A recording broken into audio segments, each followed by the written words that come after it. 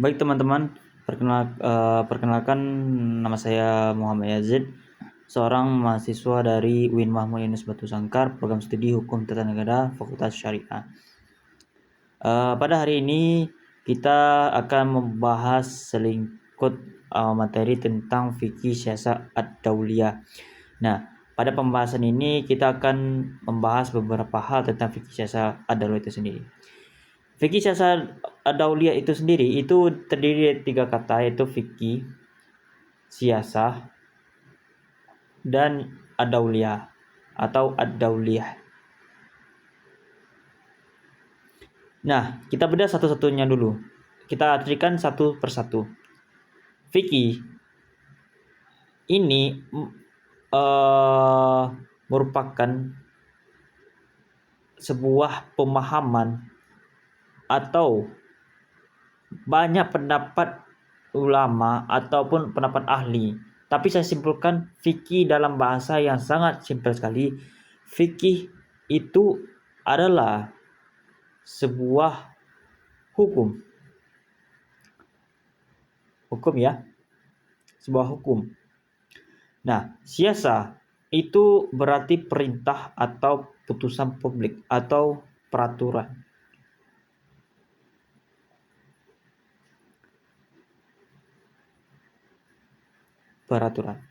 Dan lalu ad-dauliyah itu adalah negara. Hukum, peraturan, negara.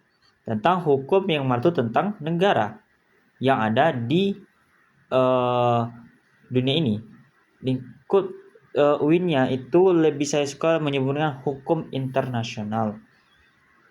Sebentar, saya hapus dulu. Hukum internasional. Itulah fikih siasat ad-dauliyah. Tentang hukum bagaimana kita mengkaitkan satu negara dengan lainnya agar supaya tidak terjadi perpecahan dan peperangan. Inilah fikih siasat ad-dauliyah dalam pandangan Islam. Nah, untuk fikih siasat ad-dauliyah itu sendiri itu bisa dikategorikan sebagai cabang hukum dari fikih siasat. Kita hapus dulu yang ini, kita masuk kepada dasar dari fikih siasat.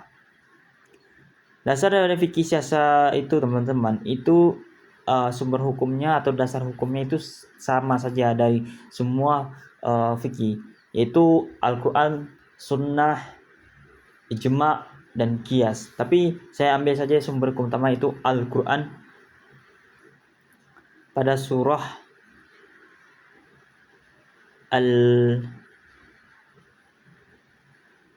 Al-Isra ayat 34. Yang mana surat ini menggambarkan atau dalam artiannya itu tentang sebuah perjanjian yang mana perjanjian ini dimaknai sebagai bentuk hubungan antara satu kepada satu yang lainnya. Itulah yang menjadi dasar dari fikih dasar ad-dauliyah itu sendiri.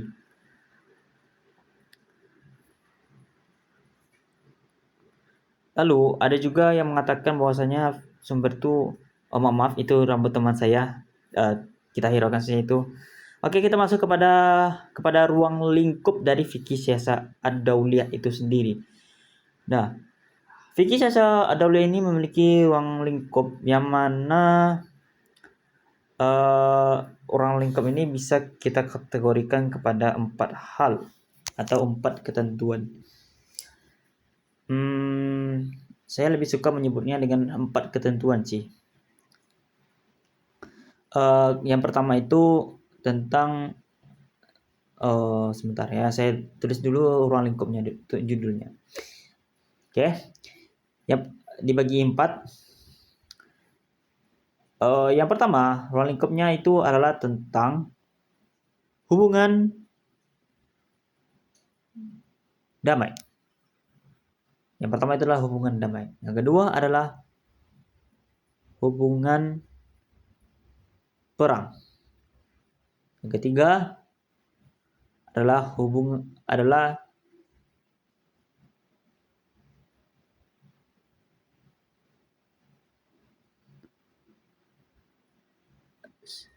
sistem hukum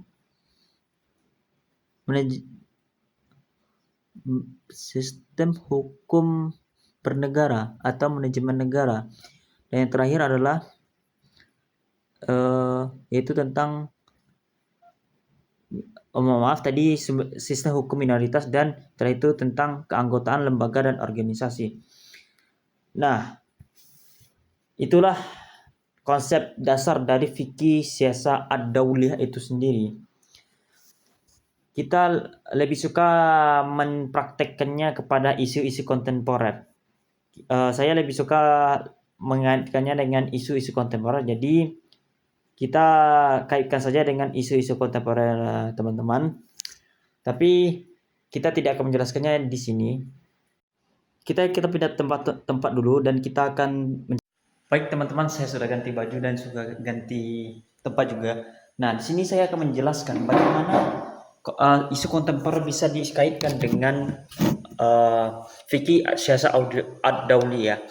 Nah, saya menyangkut kepada sebuah fenomena yang baru terjadi belakangan ini, yaitu pada tanggal 23 September 2025, yang mana presiden kita, yaitu Presiden Bapak Prabowo, bersidang atau berpidato di Perserikatan Bangsa-Bangsa, yang mana di situ dia menyampaikan pidato kurang lebih cukup panjang.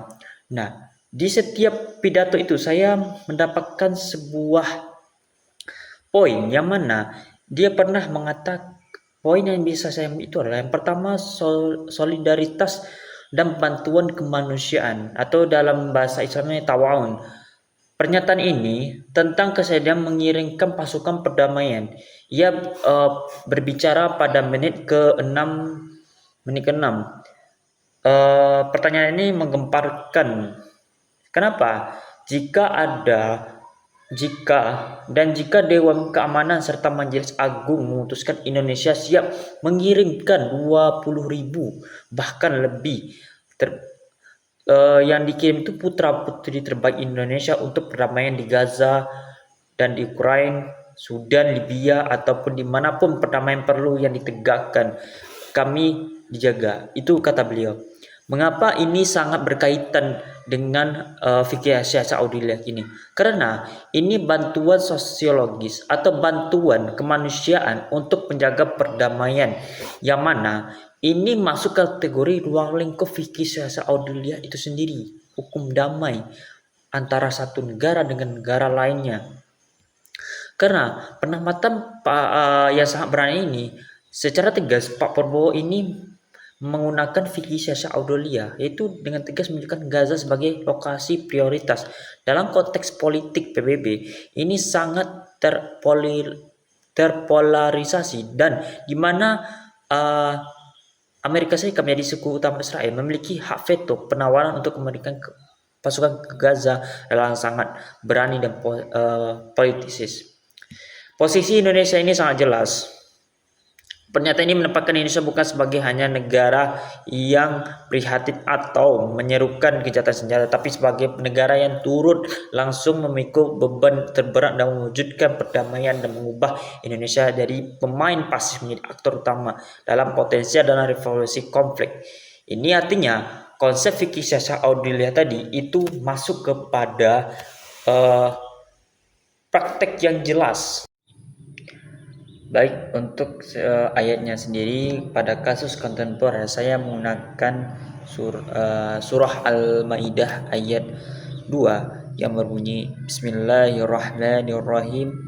Ya ayyuhallazina amanu tajilu sya'abirallahi walashhara harama wal layhalladhi walallabida wala amainan al-baitis annal-baital harama baita'u fadla may rabbahim waridun wa iza khalasam fadatazu wala tajri minkum sana'ana qawmi an صدكم عن المسجد الحرام أن تعتدوا وتعاونوا على البر والتقوى ولا تعاونوا على الإثم